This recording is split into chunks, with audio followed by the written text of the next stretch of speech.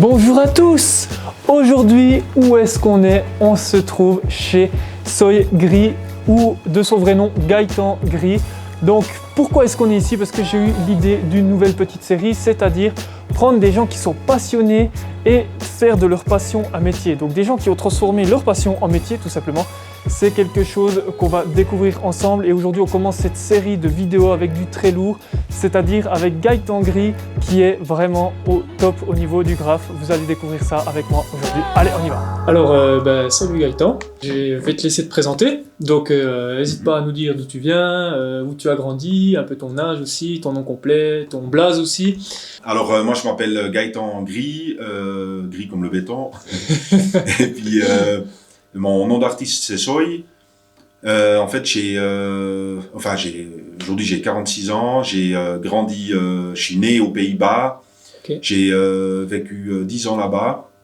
Et puis pendant ces 10 ans j'ai découvert en fait le graffiti, donc le fait d'écrire contre les murs là-bas sur place, car on habitait aussi dans un quartier à côté d'une gare, et puis il y avait beaucoup de passages, et puis c'est vrai qu'en sortant, en allant à l'école ou comme ça, en passant par là, ça m'a stimulé, ça m'a interpellé, et puis bon, j'étais très très jeune, hein, j'avais 8 ans, 7-8 ans. D'accord. Vraiment, et puis c'est là que j'ai vu les premiers trucs contre les murs. Alors Ouais. au début c'était avec la craie, et puis fallait découvrir, savoir avec quoi ils pouvaient écrire contre les murs et tout ça, et puis c'était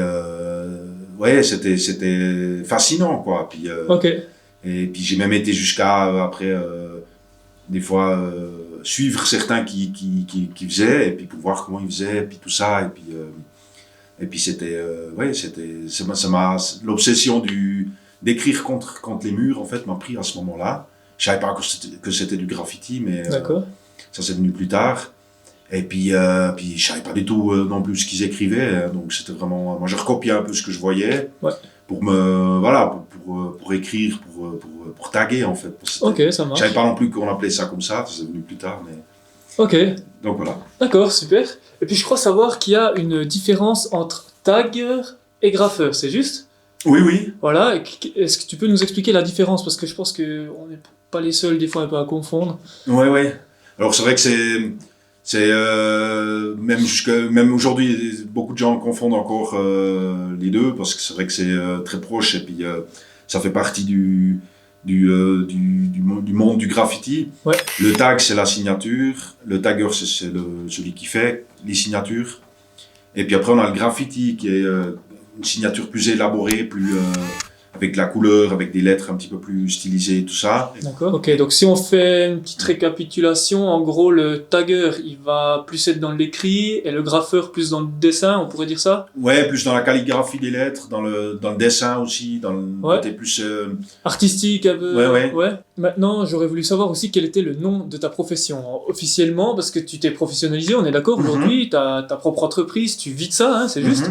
Donc, quel est le nom de ta profession en fait officiellement? Alors je dirais graffiti artiste. Et est-ce qu'au niveau légal, tu as beaucoup de concurrence? Ce que j'entends par là, c'est est-ce que tu as beaucoup d'autres collègues graffeurs qui, des fois, sont en concurrence avec toi, et puis des collègues qui ont aussi une entreprise, pas des gens qui font ça Ah ouais. un peu illégalement, quoi. Ok. Il y en a un peu de toute façon. Ouais. Après on est un groupe aussi, donc on est plusieurs dans le groupe où chacun fait un peu de son côté. D'accord. Des fois on se retrouve à plusieurs sur le même projet. Toi, tu as appris totalement seul, ou est-ce que tu as suivi des formations? Est-ce qu'il y a une école qui existe? Ça s'est fait par la force des choses quoi en fait. D'accord. J'ai pas je me suis jamais dit ou j'avais pas d'exemple, j'avais pas de mais même des graphes, j'en avais jamais vu quoi en fait. Moi c'est vraiment par le parcours que j'ai fait, avec les rencontres de l'époque qui étaient quand même qui étaient tout sauf virtuels comme aujourd'hui. Ouais, bah oui, c'est clair. C'est comme ça qu'on s'est forgé, qu'on s'est Ouais, construit. c'est en faisant des erreurs qu'on apprend, quoi. C'est Tout ça à qu'on fait, dit. tout à fait. Donc il n'y a pas d'école pour revenir à la question. Ouais. Qu'est-ce qui t'a permis vraiment de te faire connaître assez pour te professionnaliser? Alors c'est le fait de pratiquer quoi. C'est d'en faire le plus possible, d'être actif, de bouger, D'accord. Ce qui a fait que ça fait de bouche à oreille, ça a permis que les gens y parlent, qui te vendent, qui montrent, bah tiens, lui il a fait ça, et puis... Et puis si tu avais vraiment un conseil aujourd'hui à donner à quelqu'un qui voudrait se lancer indépendant, un conseil. Un conseil, crois en toi. Est-ce qu'il y a un petit peu un code d'honneur ou un petit peu des codes à respecter quand on est agrographer? Alors c'est la mention du respect de l'autre, hein, tout bêtement. D'accord, voilà, ouais. Donc à l'époque on avait une reconnaissance pour les anciens, par exemple. Donc le respect, tu parles vis-à-vis des gens eux-mêmes ou vis-à-vis des phrases qui se font repeindre par-dessus, enfin... À l'époque aussi, hein, arrivait de temps en temps qu'il y a des gens qui allaient écrire ou taguer sur des œuvres d'autres artistes. D'accord. Et puis quand je dis respect, c'est que tu as une reconnaissance pour l'œuvre en question, même s'il te plaît pas forcément. Et puis, je crois savoir aussi que tu es connu à l'international, c'est ça? Donc, tu as fait des fresques un petit peu... voilà, est-ce que tu peux nous en dire plus? J'ai fait donc en Europe, quelques pays, et puis après j'étais invité en 2014 à Dubaï pour participer au record mondial de la peinture au spray la plus grande sur toile. Wow. Donc c'était un sacré événement avec 150 artistes du monde entier.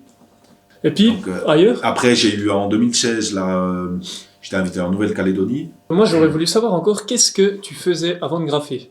Je me suis inscrit donc ici à Chaux-de-Fonds, à l'école d'art. J'ai fait le dossier qui a été accepté. Puis après, j'ai échoué à l'examen. D'accord.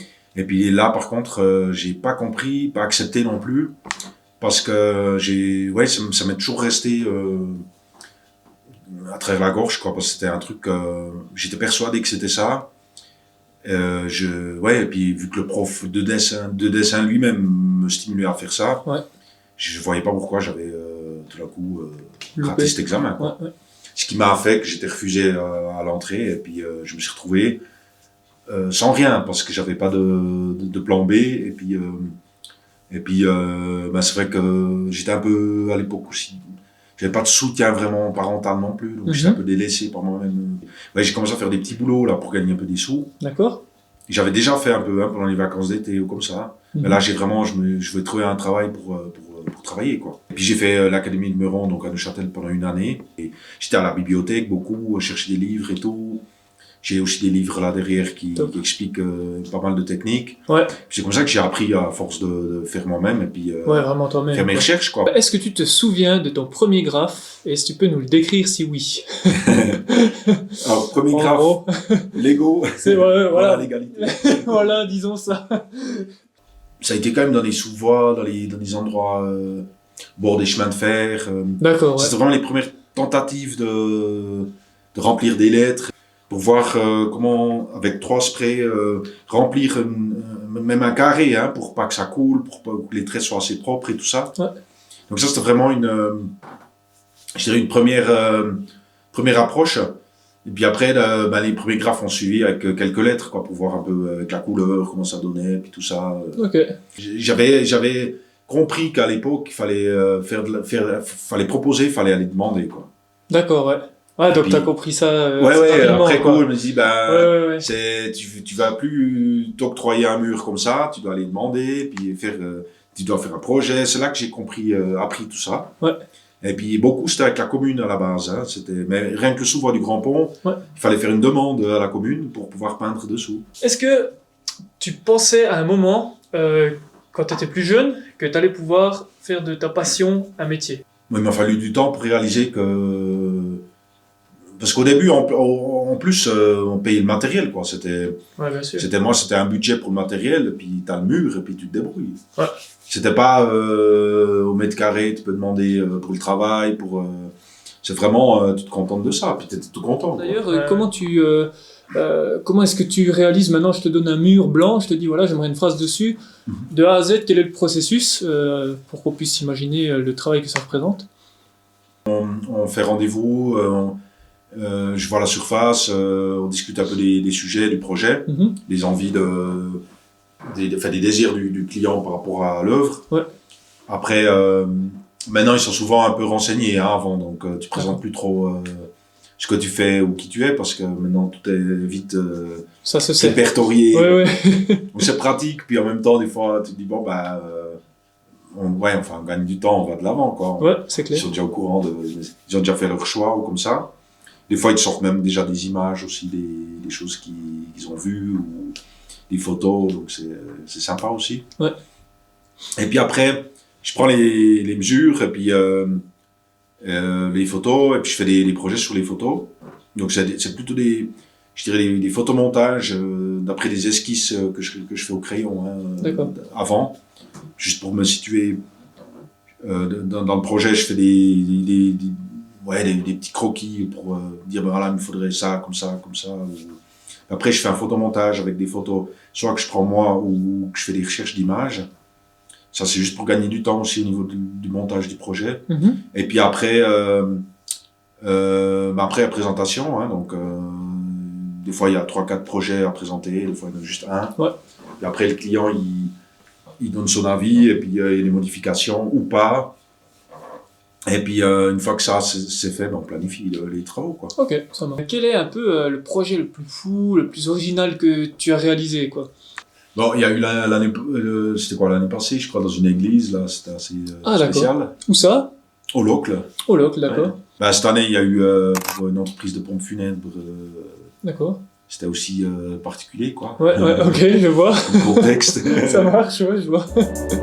Voilà les amis, donc nous voilà arrivés au terme de cette vidéo. J'espère que le format ainsi que cette vidéo vous aura plu. Si c'est le cas, n'hésitez pas à me le dire en commentaire que je sache si ça vous a plu tout simplement.